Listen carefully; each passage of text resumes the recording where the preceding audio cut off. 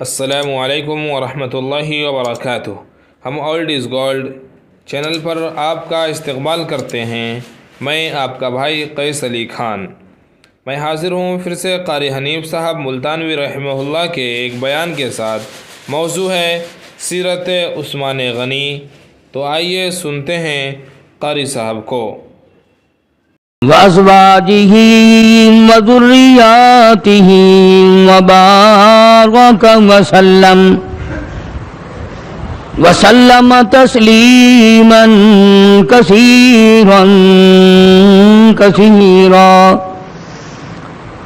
أَمَّا بَعْدُ فَأَعُوذُ بِاللَّهِ السَّمِيعِ الْعَلِيمِ مِنَ الشَّيْطَانِ الرَّجِيمِ۔ بسم اللہ الرحمن الرحیم۔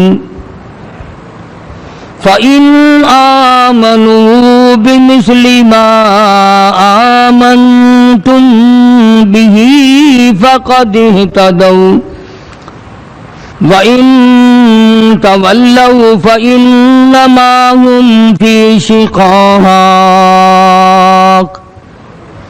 فَسَيَكْفِيكَهُمُ اللَّهُ وَهُوَ السَّمِيعُ الْعَلِيمُ۔ صِبْغَةَ اللَّهِ وَمَنْ أَحْسَنُ مِنَ اللَّهِ صِبْغَةً وَنَحْنُ لَهُ عَابِدُونَ۔ قُلْ أَتُحَاجُّونَنَا فِي اللَّهِ وَهُوَ رَبُّنَا وَرَبُّكُمْ وَلَنَا أَعْمَالُنَا وَلَكُمْ أَعْمَالُكُمْ وَنَحْنُ لَهُ مُخْلِصُونَ۔ صدق اللہ مولانا العلی العظیم وبلغنا رسولہ النبی الکریم وَنَحْنُ عَلَى ذَلِكَ لَمِنَ الشَّاهِدِينَ وَالشَّاكِرِينَ وَالْحَمْدُ لِلَّهِ رَبِّ الْعَالَمِينَ۔ اللهم صل على محمد وعلى آل محمد كما صليت على إبراهيم وعلى آل إبراهيم إنك حميد مجيد۔ اللهم بارك على محمد وعلى آل محمد كما باركت على إبراهيم وعلى آل إبراهيم إنك حميد مجيد۔ امیر المؤمنین خلیفۃ المسلمین سیدنا عثمان ذی النورین رضی اللہ تعالی عنہ، جناب امیر المؤمنین خلیفۃ المسلمین سیدنا عثمان ذی النورین رضی اللہ تعالی عنہ وہ جلیل القدر صحابی ہے، خلیفہ ثالث ہے، اللہ تبارک و تعالیٰ کا وہ برگزیدہ بندہ ہے کہ جس کو کئی چیزیں اللہ پاک نے امتیازی عطا فرمائی۔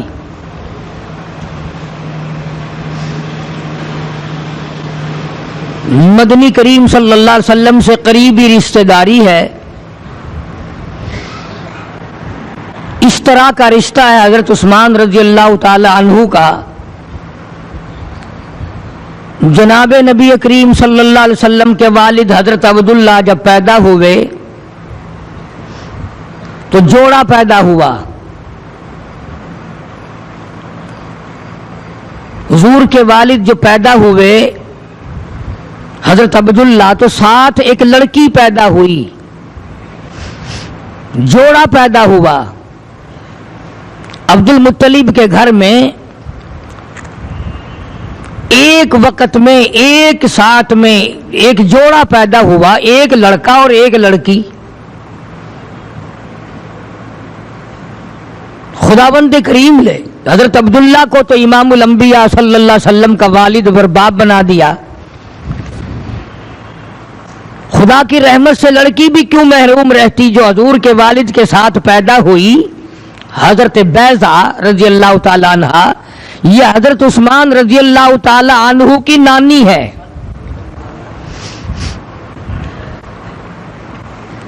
بڑا قریب کا رشتہ ہے حضرت عثمان رضی اللہ تعالی عنہ کا حضور صلی اللہ علیہ وسلم سے بہت قریب کا رشتہ ہے.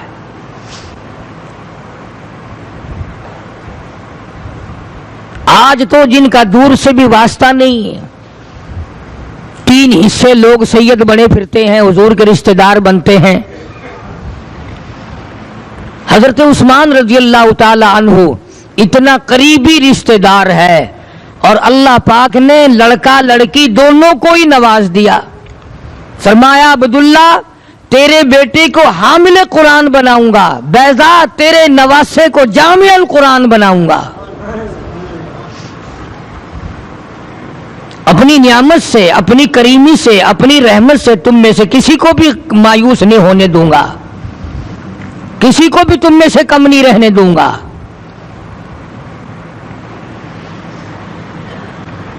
اس سے بڑھ کر کیا رشتہ ہوگا؟ پیدائشی رشتے, ماں باپ کے رشتے تو تھے ہی. حضرت بیضہ کا والد بھی حضرت عبد المطلب, اور حضرت عبداللہ کے والد بھی حضرت عبد المطلب. تو قریب کا رشتہ ہے حضرت عثمان رضی اللہ تعالی عنہ کا حضور کریم صلی اللہ علیہ وسلم کی ذات اقدس سے. پھر عثمان مکے کے مشہور تاجر امیر آدمی, اور جس نے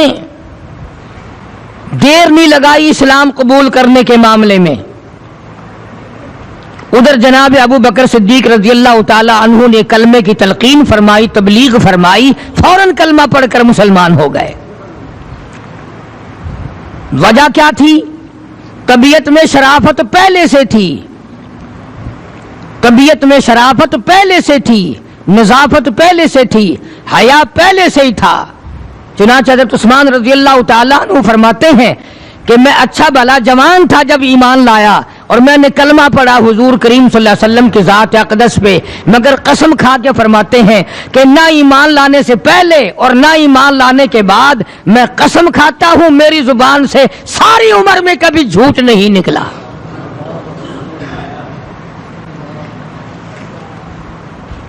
تم نمازی بیٹھے ہو, حاجی بیٹھے ہو, تسبیحوں والے بیٹھے ہو, جنت کے ٹھیکیدار بنے بیٹھے ہو, ہے کوئی مائی کا لال تم میں سے یہ قسم کھائے کہ میں نے ساری عمر میں کبھی جھوٹ نہیں بولا؟ ہاں, یہ قسم تو ہم اور آپ کھا سکتے ہیں کہ ساری زندگی میں سچ کبھی نہیں بولا. مسلمان اور سچ بولے, یعنی عثمان کی حالت دیکھیں آپ. فرماتے ہیں کہ پیدائش سے لے کر اور آخری وقت تک ساری عمر میں میری زبان سے جھوٹ نہیں نکلا. وہ کتنا پارسا, کتنا پاک انسان ہوگا, وہ کتنا پاک باد انسان ہوگا. اور خود ہی ارشاد فرماتے ہیں جناب عثمان رضی اللہ تعالی عنہ کہ ایمان لانے سے پہلے بھی اور ایمان لانے کے بعد بھی آخری سانس تک بدکاری تو کیا, زنا تو کیا, فرماتے ہیں میری آنکھ نے زنا نہیں کیا. اصل بدماشی تو کیا کرتے, نعوذ باللہ بدکاری تو کیا ہوتی, زنا تو کیا کرتے, فرماتے ہیں میری آنکھ نے بھی زنا نہیں کیا. اور ایک اور سیدھی سی بات عرض کروں کہ میں اور آپ اپنی بیٹی کے لیے چاہے کتنا لچا لفنگا بدماش کیوں نہ ہو, لیکن اپنی بیٹی کے لیے شریف داماد ڈھونڈتا ہے, حیا والا داماد جوائیں تلاش کرتے ہیں سب لوگ. چاہے 100 لچوں کا ایک لچا ہو, 100 بدماشوں کا ایک بدماش ہو, اپنی بیٹی کے لیے پھر بھی حیا والا اور شریف آدمی تلاش کرتا ہے. تو ہم تو اتنے سیانے کہ اپنی بچیوں کے لیے شریف آدمی ڈھونڈتے ہیں, اور نعوذ باللہ محمد عربی صلی اللہ علیہ وسلم جو خدا کے حکم اور خدا کی اجازت کے بغیر سانس بھی نہیں لیتے. میرا ایمان ہے سرکار نے جو 2 بیٹیاں دی اللہ سے پوچھ کے دی, جو تم اپنی بیٹی کا رشتہ دو گے مامے سے پوچھ کر، تم اپنی بیٹی کا رشتہ دو گے ساس سے پوچھ کر، تم اپنی بیٹی کا رشتہ دو گے ساورے سے پوچھ کر، سالے سے پوچھ کر، رشتہ داروں سے پوچھ کر، بھائی سے مشورہ کر کے، بیوی سے مشورہ کر کے، اور کالی کملی والے نے عثمان کو بیٹیاں دی خدا سے پوچھ کر۔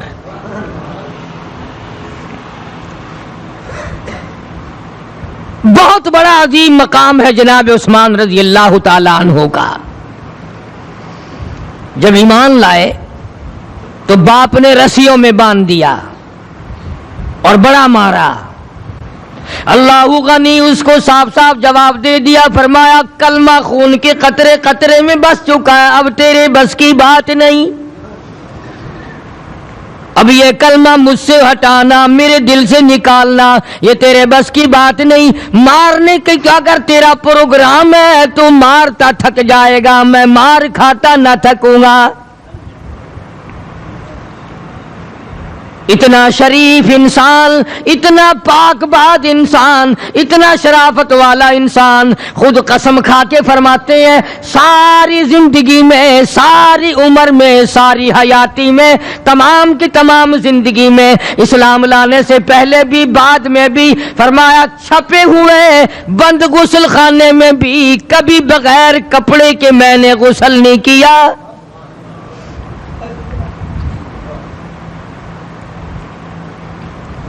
جناب عثمان رضی اللہ تعالیٰ عنہ جلیل القدر صحابی، اتنا ادب والا، اتنا حیا والا، اتنا غیرت والا،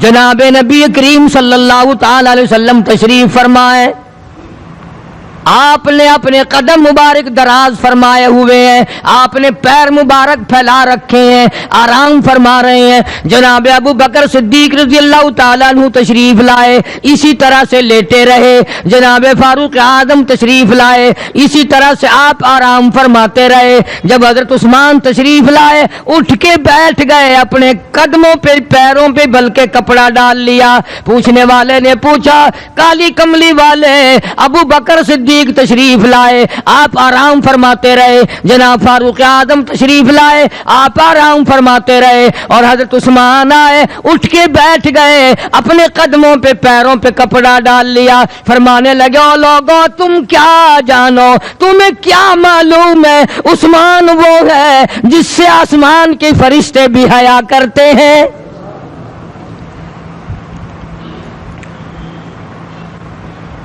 جس عثمان کا فرشتے بھی حیا کرتے ہیں میں ادب کیوں نہ کروں؟ وہ عثمان شرم و حیا کا پیکر، غیرت کا مجسمہ، بے شمار نرالی چیزیں ہیں۔ حضور کریم صلی اللہ تعالی علیہ وسلم کی لخت جگر، آپ کی نور نظر سیدہ رقیہ رضی اللہ تعالی عنہا، جناب عثمان رضی اللہ تعالی عنہ یعنی حضور کی بیٹی، حضور کا داماد، دونوں میاں بیوی ایک جگہ بیٹھے ہیں۔ حضور کریم صلی اللہ علیہ وسلم تشریف لے آئے اور دیکھ کے فرمانے لگے مجھے قسم ہے اس پروردگار کی، میں نے ساری زندگی میں اتنا حسین جوڑا نہیں دیکھا۔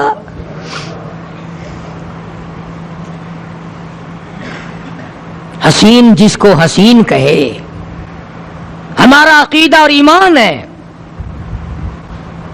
کہ 100 میں سے ایک حصہ پوری دنیا کو حسن ملا اور 100 میں سے 99 حصے حضرت محمد کریم صلی اللہ علیہ وسلم کو اللہ پاک نے عطا فرمائے، جو اتنا حسین ہو، جو اتنا خوبصورت ہو، اور وہ دوسرے کو حسین کہے تو وہ کتنا حسین ہوگا۔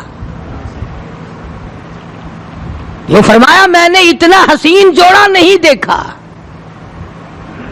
کتنا خوبصورت جوان ہوگا حضرت عثمان رضی اللہ تعالیٰ عنہ۔ اور پھر ہجرت فرمانے کے لیے جب حبشے کی طرف تشریف لے گئے، بڑی تکلیف اٹھائی ہے مکہ مکرمہ میں۔ جناب مدنی کریم صلی اللہ تعالی علیہ وسلم کا پتہ چلا کہ آج آقا آمنہ کے در یتیم کالی کملی والے کا 5 دن کا فاقہ ہے۔ حضرت عثمان اٹھے، جو گھر میں کھانا پکا ہوا تھا وہ بھی اٹھا لیا، کچا ریشن بھی اٹھا لیا، اور حضور کریم صلی اللہ علیہ وسلم کے دربار میں آ کر کے پیش کر دیا، اور جو بات کہی ہے وہ ہم کبھی بھی نہ کہہ سکیں گے۔ جو بات عثمان نے اس وقت کہی ہے رضی اللہ تعالیٰ عنہ، نہ ہم کر سکتے ہیں، نہ ہم کہہ سکتے ہیں، نہ ہم نبھا سکتے ہیں، نہ ہمارا وہ منہ ہے، ہم کیسے کہیں۔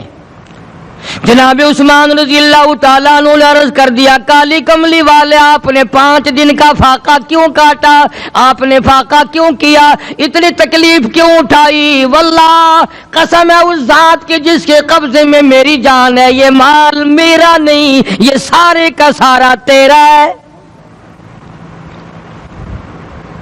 یہ تو مال ہی آپ کا ہے، میری جان بھی آپ کی ہے، میرا مال بھی آپ کا ہے، آپ اس میں جو چاہیں تصرف فرمائیں۔ آپ نے فاقہ کیوں کاٹا؟ یہ مال میرا ہے ہی نہیں، یہ تو سارا ہی آپ کا ہے، اور میں غلام جو تیرا ہوں، میں غلام جو آپ کا ہوں، پھر میرا تو کچھ بھی نہیں۔ سیدہ رقیہ رضی اللہ تعالیٰ عنہ کے ساتھ ساتھ مدنی کریم صلی اللہ علیہ وسلم تشریف لے جا رہے ہیں، مکہ مکرمہ سے کئی میل باہر تشریف لے گئے، ہجرت فرما کے جا رہے ہیں میاں بیوی حبشے کی طرف۔ حضور کریم صلی اللہ علیہ وسلم نے فرمایا، لوط علیہ السلام کے بعد عثمان پہلا آدمی ہے جو بیوی کو لے کر کے دین ایمان کے لیے ہجرت کر رہا ہے۔ حضرت لوط علیہ السلام کے بعد پہلا آدمی ہے، پہلا جوان ہے عثمان، جو گھر والوں سمیت ہجرت کر رہا ہے، اللہ اور اس کے رسول پر ایمان رکھتے ہوئے، اپنا دین بچانے کے لیے، اپنا ایمان بچانے کے لیے، اپنے اللہ کو راضی کرنے کے لیے، اپنے مولا کو خوش کرنے کے لیے وطن سے بے وطن ہو رہا ہے۔ حضرت عثمان کو ذو الہجرتین کہتے ہیں، 2 ہجرتیں کی ہیں، ایک حبشے کی ہجرت فرمائی اور پھر مدینہ پاک کی ہجرت فرمائی۔ عجب انداز ہے، ساری زندگی عجیب طریقے سے گزاری ہے۔ کسی نے مدنی کریم صلی اللہ تعالی علیہ وسلم سے قرآن کی 1 آیت سیکھی، کسی نے 2 آیتیں سیکھی، کسی نے لا الہ الا اللہ محمد الرسول اللہ سیکھا، کسی نے کلمہ سیکھا، کسی نے سبحانک اللہ سیکھا، کسی نے 1 مسئلہ یاد کیا، کسی نے 2 مسئلے یاد کیے۔ عثمان غنی رضی اللہ تعالیٰ عنہ قسم کھا کے فرماتے ہیں، الف لام میم سے لے کر والناس تک تمام کا تمام سارا قرآن کریم میں نے حضور کریم صلی اللہ علیہ وسلم سے یاد کیا۔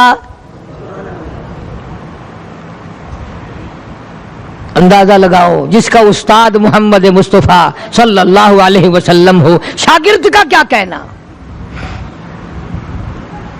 اور قرآن کریم کا اتنا شادائی، اتنا دیوانہ، اتنا پروانہ تھا، اس قدر عشق تھا قرآن کریم سے، 1 رات میں 1 رکعت میں پورا قرآن کریم ختم فرمایا کرتے تھے۔ 1 رات میں 1 رکعت میں پورا قرآن کریم، پورا کلام پاک اللہ پاک کا ختم کر لیا کرتے تھے 1 رکعت میں۔ اور ہر وقت یہ دعا مانگا کرتی تھی، الہی میری زبان ہو، تیرا قرآن ہو، تلاوت ہو رہی ہو، اس حال میں میری موت آئے۔ کبھی ہم نے بھی دعا مانگی اور سینکڑوں دعائیں مانگیں گے، سہولت کی، آسانی کی، فراوانی کی، رزق میں برکت کی، کاروبار میں برکت کی، قرضہ اتارنے کی، اولاد کی ہدایت کی، بڑی دعائیں مانگیں گے، لیکن یہ دعا کون مانگے کہ مولا جب میں تیری طرف آؤں تو تیرا نام ہو، میری زبان ہو۔ اس لیے حدیث پاک میں آتا ہے، ارشاد ہے حضور کریم صلی اللہ علیہ وسلم کا، فرمایا جس حال میں کوئی مرے گا قیامت کے دن اسی حالت میں اٹھے گا، جو گالی دیتا ہوا مرے گا وہ گالیاں دیتا ہوا اٹھے گا، جو کنجریوں کے گیت گاتے ہوئے مرے گا وہ اپنی قبر سے گیت گاتا ہوا اٹھے گا۔ آج یہ کہانی اور قصے معلوم ہوتے ہیں، تمہیں ایک وقت آئے گا جب حقیقت آنکھوں سے دیکھو گے۔ یہ افسانے نہیں ہیں، یہ کہانیاں نہیں ہیں، یہ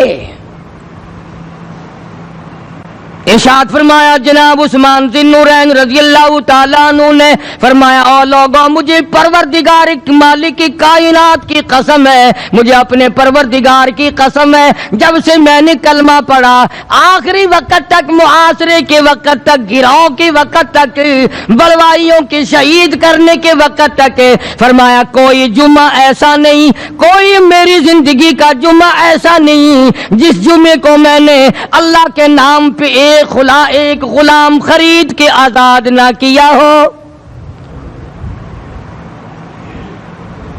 ہر جمعے کو اللہ کے نام پر ایک غلام خرید کے آزاد فرمایا کرتے تھے، اور فرماتے ہیں کہ اگر کسی جمعے کو غلام نہ ملا تو اگلے جمعے کو 2 خرید کے میں اللہ کے نام پر 2 غلام آزاد کیا کرتا تھا۔ ایک ہمارا ماحول ہے، آپ ذرا توجہ فرمائیں۔ جمعے کے دن فلموں میں رش ہے، جمعے کے دن سینما کے ٹکٹ کا رش ہے، جمعے کے دن VCR بہت زیادہ چلتے ہیں، جمعے کے دن ٹیلی ویژن پہ بڑا رش ہوتا ہے، جمعے کے دن بدماشی ہے، جوا ہے، بے حیائی، زیادہ سے زیادہ بے حیائی جمعے کے دن ہوتی ہے۔ حالانکہ حضور کریم صلی اللہ علیہ وسلم نے فرمایا جمعے کا دن قیامت کی نشانی ہے، قیامت کا دن جس دن قائم ہوگا جمعہ ہی ہوگا۔ آج جمعہ تفریح کا دن ہے، آج جمعہ جوے کا دن ہے، آج جمعہ شراب پینے کا دن ہے، آج جمعہ کھیل تماشا بے حیائی بدماشی کا دن لوگوں نے بنا لیا ہے۔ حالانکہ حضور کریم صلی اللہ علیہ وسلم نے فرمایا جمعے کے دن ایک گھڑی ایسی آتی ہے جو مانگو وہی ملتا ہے، جس حال میں کوئی مشغول ہوگا وہی اس کی زندگی کا مستقل ذریعہ بن جائے گا۔ کون سمجھائے تمہیں؟ کس کے اندر طاقت اور جرت ہے کہ قوم کے دھارا پھیر سکے اور قوم کے رخ کو پھیر سکے؟ کون پھیر سکتا ہے؟ اس لیے قرآن کریم نے بار بار للکارا اور فرمایا افلم یہد لہم کم اہلکنا قبلہم من القرون، اکڑنے والوں، بدماشی کرنے والوں اور بے غیرت کمینوں، بعد آؤ، جب میرا قہر جوش میں آئے گا پھر 1-2 کو نہیں، پھر بستی کی بستی، ملک کے ملک اجاڑ کے رکھ دوں گا۔ افلم یہد لہم کم اہلکنا قبلہم من القرون،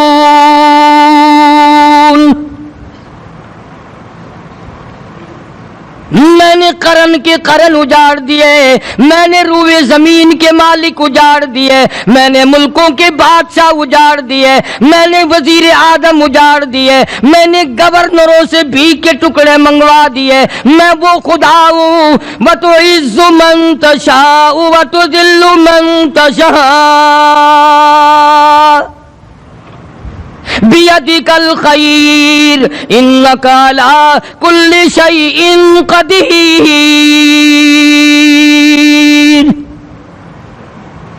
سارا نظام میرے ہاتھ میں ہے۔ تبارک الذی بیدہ الملک، برکتیں میرے پاس ہے، رحمتیں میرے پاس ہے، خیر میرے پاس ہے، بھلائی میرے پاس ہے، سلامتی کے خزانے میرے پاس ہے، امن کے خزانے میرے پاس ہے۔ وہو علی بیدہ الملک، ملک میں راج میرا، وہو علی کل شیء قدیر۔ ذرے ذرے پہ قبضہ میرا، پتے پتے پہ قبضہ میرا، پہاڑ کی ایک ایک کنکر پہ قبضہ میرا، سمندر کے قطرے قطرے پہ قبضہ میرا۔ تو ہوتا کون ہے اکڑ کرنے والا؟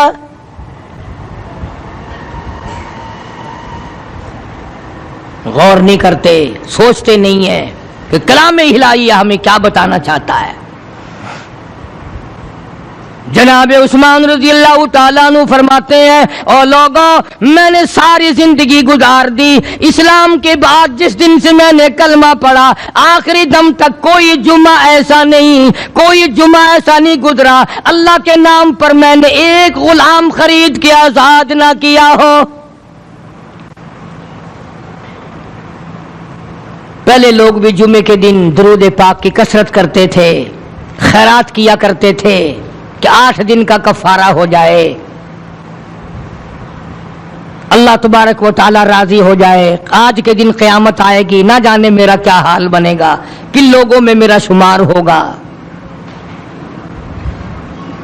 بڑی نرالی شان ہے عثمان کی رضی اللہ تعالیٰ عنہ۔ اور ایک بات تو ایسی ہے عثمان کے پاس، اگر آپ توجہ کریں تو مزہ آئے گا اور ساری زندگی میں کام آئے گا۔ یہ چیزیں نہیں بتاتے آپ کو خطیب لوگ۔ ایک بات عثمان کے پلے ایسی ہے، سارے صحابہ سے نرالی، تمام صحابہ کرام سے نرالی، اور ممتاز ہے عثمان اس معاملے میں، منفرد ہے عثمان کی ذات اقدس رضی اللہ تعالیٰ عنہ۔ ایسا ادب کیا ہے حضور کریم صلی اللہ علیہ وسلم کا کہ اس زمین پہ آسمان کے نیچے ایسا ادب کرنے والا اور کوئی آیا ہی نہیں۔ جتنا ادب حضرت عثمان رضی اللہ تعالیٰ عنہ کی ذات نے حضور اکرم صلی اللہ علیہ وسلم کا فرمایا، اتنا ادب اور کوئی کر ہی نہیں سکتا۔ ذرا توجہ کرنا، نیند نہ کرنا۔ قسم کھا کے فرمائی یہ بات بھی حضرت عثمان رضی اللہ تعالیٰ عنہ نے، اور یوں فرمایا، جو میں نے اپنا سجا ہاتھ، دایاں ہاتھ حضرت رسول کریم صلی اللہ علیہ وسلم کے رحمت والے ہاتھ پہ رکھ کے کلمہ پڑھا تھا، جب میں نے حضور سے بیعت کی تھی، میں حضور کا مرید بنا تھا، حضور کو میں نے اپنا پیر و مرشد بنایا تھا، اپنا نبی مانا تھا، خدا کی توحید کا اقرار کیا تھا، اس دن سے لے کر فرماتے ہیں آج تک میں نے اپنا یہ سجا ہاتھ کبھی بھی اپنے استنجے کی جگہ نہیں لگنے دیا۔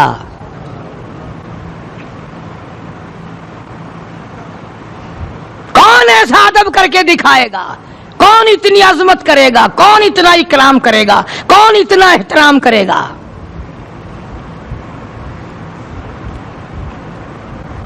آج ہمارے یہاں تو معمولی سی بات ہو جائے، حالانکہ سسر کا درجہ باپ کے برابر ہے، فوراً کہنا شروع کر دیتے ہیں بڑا بے ایمان ہے، فلان ہے، دماغ ہے۔ جبھی سکون سے بس رہے ہو نا، جبھی تو چین سے گزر رہی ہے۔ تم نے بڑوں کا ادب کرنا چھوڑ دیا، خدا نے اپنی کرم کی چادر اتار لی، مارے مارے پھر رہے سارے لوگ۔ باپ کا ادب نہیں، ماں سے حیا نہیں، ساس سسر سے غیرت نہیں کھاتے، لوگ مقابلہ کرتے ہیں، بکواس کرتے ہیں۔ اللہ صاحب بھی غیرت والا جوان فرماتے ہیں میں نے تو نبی کا ادب تو کرنا تھا، قرآن کا ادب تو کرنا تھا، اللہ پاک جل شانہ کا ادب تو کرنا تھا، مدینے کا ادب بھی کرنا تھا، حضور کے روضہ اقدس کا ادب بھی کرنا تھا، میں نے تو اس ہاتھ کا بھی ادب کیا جو میں نے حضور کے ہاتھ پہ رکھا تھا۔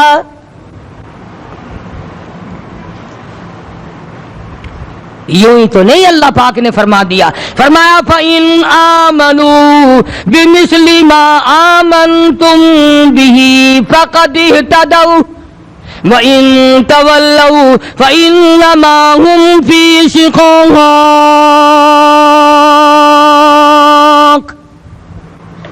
اللہ پاک نے فرما دیا لوگو اس طرح ایمان لاؤ جیسے عثمان لائے، اس طرح ایمان لاؤ جیسے فاروق اعظم لائے، اس طرح ایمان لاؤ جیسے صدیق اکبر لائے، فقد اہتدوا ہدایت پا جاؤ گے۔ اور اگر تم نے ان کی راہ چھوڑ دی، ان کو چھوڑ کے چلے، وَإِن تَوَلَّوْا فَإِنَّمَا هُمْ فِي شِقَاقٍ،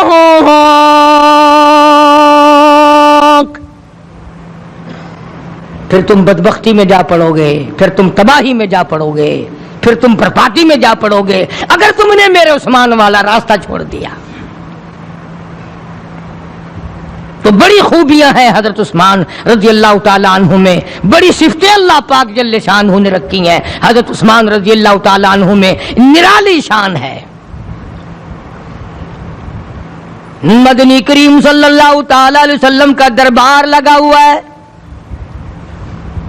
مجلس ہے آقا مدنی صلی اللہ علیہ وسلم کی۔ وہ کتنے مقدروں والے جوان تھے جو اپنے محبوب صلی اللہ علیہ وسلم کی مجلس میں بیٹھتے تھے، وہ کتنے خوش بخت اور خوش نصیبے والے لوگ تھے جو اپنے آقا کے سامنے بیٹھتے تھے۔ حضور کریم صلی اللہ علیہ وسلم نے فرمایا مجھے 3 چیزوں سے بڑی محبت ہے، 3 چیزیں بڑی پیاری لگتی ہیں، 3 چیزیں دنیا میں بڑی مرغوب ہیں مجھے۔ فرمایا 1 نماز میری آنکھوں کی ٹھنڈک ہے. سرکار کی پسندیدہ بات سنو، فرمایا نماز میری آنکھوں کی ٹھنڈک ہے. جو نماز پڑھتا ہے وہ میری آنکھوں کو ٹھنڈا کرتا ہے، جو نماز نہیں پڑھتا کیا مطلب؟ وہ مجھے رنج دیتا ہے.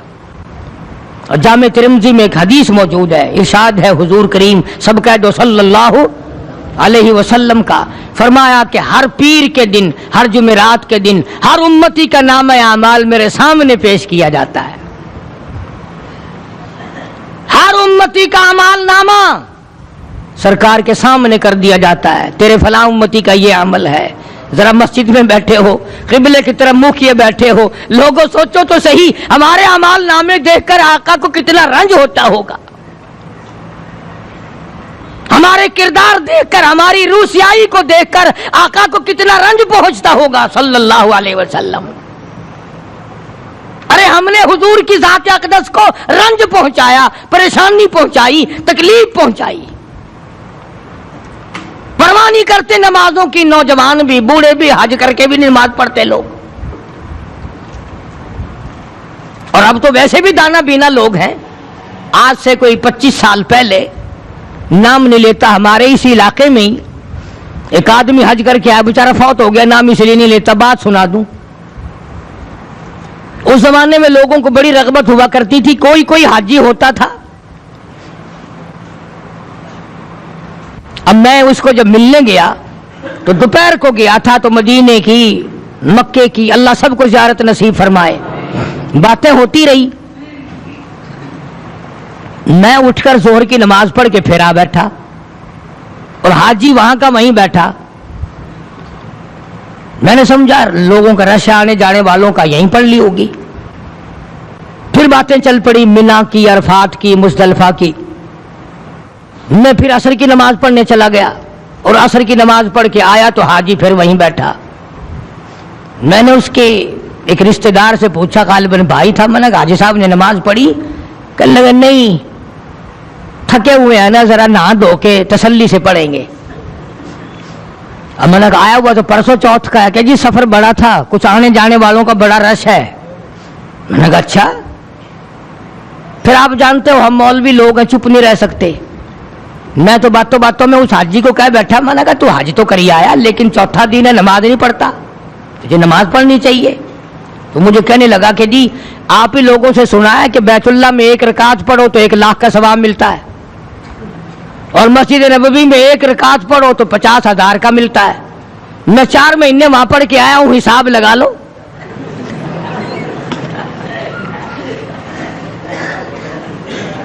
آخر کب تک نہیں پڑھوں گا؟ حساب تو لگاؤ. ویسے بھی میرے سر ہو گیا مولوی صاحب. میں نے تو وہاں پڑھی جائے ایک نماز کا لاکھوں کا ثواب ملے، 4 مہینے پڑھ کے آیا ہوں. بجائے شرمندہ ہونے کے کہ میری نماز ضائع ہو رہی ہے، اور الٹا حساب نکال دیا. اور اب تو اس سے بھی زیادہ حد ہو گئی ہے. لوگ کہیں وہیں نہیں پڑھتے، کئی لوگ وہیں نماز نہیں پڑھتے، اور بکواس یہ کرتے ہیں کہ ہر میں کعبے کے امام کے پیچھے اور مسجد نبوی کے امام کے پیچھے ہماری نماز نہیں ہوتی. یہ بھی مسئلہ آ گیا، میں آپ کو سمجھا دوں. آپ لوگ سیانے ہیں، سمجھدار ہیں، ہوشیار ہیں، لکھے پڑھے بھی ہیں. دیوبندیوں کی عقیدے والی مسجد میں بدعت کرنے والا امام نہیں رہ سکتا. ایک بات سمجھانے کے لیے کہہ رہا ہوں، صحیح العقیدہ دیوبندی جنہیں کہتے ہیں، ان کی مسجد میں بدعتی قسم کا امام امامت نہیں کر سکتا، لوگ رکھتے ہی نہیں. اور دیوبندی عقیدہ رکھنے والا ان کی مسجد میں امامت نہیں کر سکتا، وہ رکھتے ہی نہیں. یا پھر متولی چودھری نمبردار حاجی کی اجازت کے بغیر کوئی امام نہیں رہ سکتا، انتظامیہ کمیٹی کی اجازت کے بغیر کوئی نہیں رہ سکتا، متولی کی اجازت کے بغیر کوئی نہیں رہ سکتا، حاجی اور نمبردار کی اجازت کے بغیر کوئی نہیں رہ سکتا. تو تم تو اتنے سیانے کہ اپنے عقیدے کے خلاف جو ہو اسے نہیں رکھتے. اللہ پاک کو اتنا بھی پتا نہیں کہ میرے بیت اللہ میں جو کھڑا ہو کے نماز پڑھا رہا ہے یہ آدمی کیسا؟ خدا کو تم جتنا اختیار بھی نہیں ہے. تم اپنی مرضی کے خلاف امام کو اگلا وقت نہیں آنے دیتے اور خدا نعوذ باللہ اتنا کمڑا کہ وہ رکھے ہی کھڑا ہے.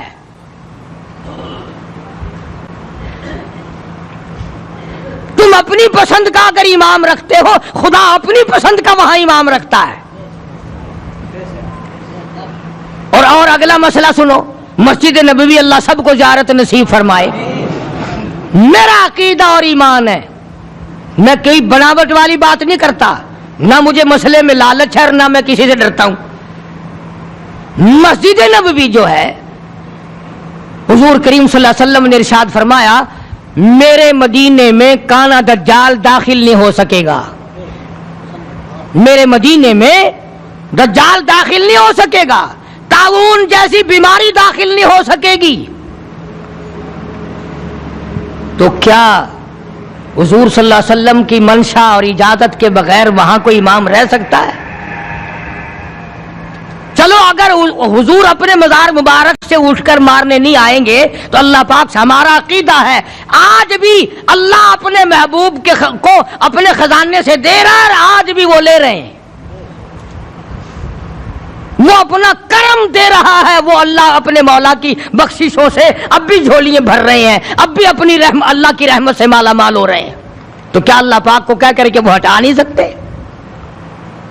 پتہ چلا مسجد نبوی کا جو امام ہے وہ حضور کا پسند ہے، حضور کا پسند ہے تو خدا کا پسند ہے. اور بیت اللہ کا جو امام ہے وہ خدا کا پسند ہے، وہ خدا کا گھر ہے، وہ خداوند کریم کا گھر ہے، وہاں اس کی اجازت کے بغیر کوئی ایک سیکنڈ نہیں رہ سکتا.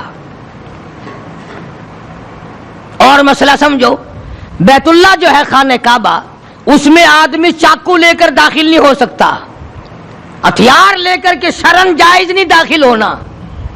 تو دوسرے عقیدے والا وہاں امامت کیسے کر سکتا ہے؟ اللہ کی اجازت کے بغیر نہیں ہو سکتا. تو یہ بالکل دھوکہ ہے کہ کعبے کے امام کے پیچھے اور مسجد نبوی کے امام کے پیچھے نماز نہیں ہوتی. اگر ان کے پیچھے نماز نہیں ہوتی تو پھر فرشتوں کے پیچھے ہوگی، پھر کسی کے پیچھے بھی نہیں ہوتی. اور خدا کے گھر میں جو کھڑے ہیں جہاں لاکھوں نمازوں کا ثواب ملتا ہے وہاں نماز نہیں ہوتی.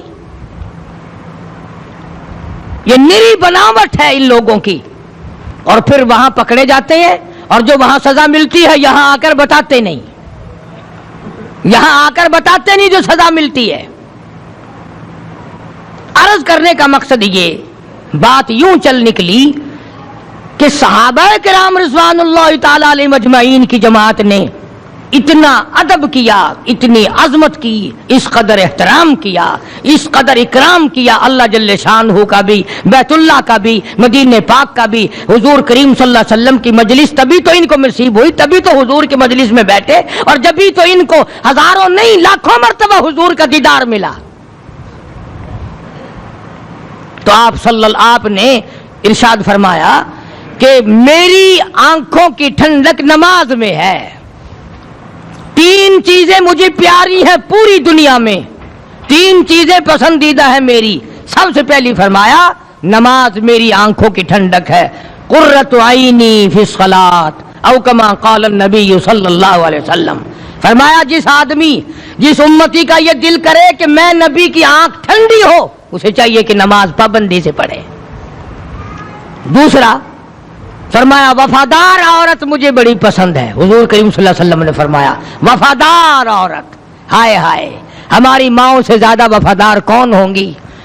جناب عائشہ صدیقہ رضی اللہ تعالیٰ عنہ فرماتی ہیں کالی کملی والے کے گھر میں 3 مہینے چولہے میں آگ نہیں جلتی تھی.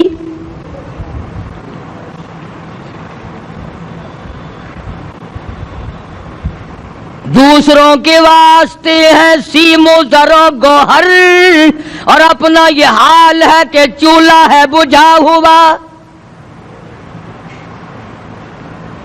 جناب عائشہ صدیقہ رضی اللہ تعالیٰ عنہ فرماتی ہیں ہمیں 24 گھنٹے میں 1 پانی کا پیالہ اور 1 کھجور کا دانہ ملا کرتا تھا.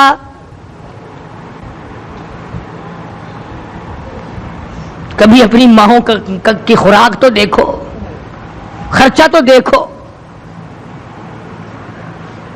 اور اگلی بات سنو تو حیران ہو جاؤ. جناب عائشہ صدیقہ رضی اللہ تعالیٰ عنہ فرماتی ہیں اس پیالے اور کھجور کی قدر بھی تب ہوئی جب وہ بھی نہ ملی. پیسوں کو برباد کرنے والوں، بے قدری کرنے والوں، ذرا سوچو تو صحیح کہ کیا گھر ہے محمد عربی سب کہہ دو صلی اللہ علیہ وسلم کا. اسی گھر سے خیر و برکت ملی صحابہ کرام کو، لیکن دنیا نہ تھی، بلڈنگ نہ تھی، کوٹھی نہ تھی، بنگلہ نہ تھا، چہل پہل نہ تھی. اچھا ایک بات اور آج یاد کر کے لے جاؤ، یہ تو مجبوری ہوئی نا، یہ تو ایک مجبوری ہوئی، پریشانی ہوئی، محتاجی ہوئی کہ پانی کا ایک پیالہ اور ایک کھجور کا دانہ ملتا تھا. اور اگلی بات سنو تو حیران ہو جاؤ، مجبوری اور چیز ہے، اختیار سے کرنا اور چیز ہے. جناب فاروق اعظم رضی اللہ تعالیٰ عنہ کی حکومت ہے. عائشہ صدیقہ رضی اللہ تعالیٰ عنہ کا سال کا خرچہ 12,000 روپیہ بوری میں بھر کر حضرت عمر نے حضرت عائشہ کے گھر پہنچا دیا. لو تمہارا یہ سال کا خرچہ آ گیا. سال کا خرچہ حضرت عمر رضی اللہ تعالیٰ عنہ نے جناب عائشہ صدیقہ رضی اللہ تعالیٰ عنہ کے پاس بھیجا.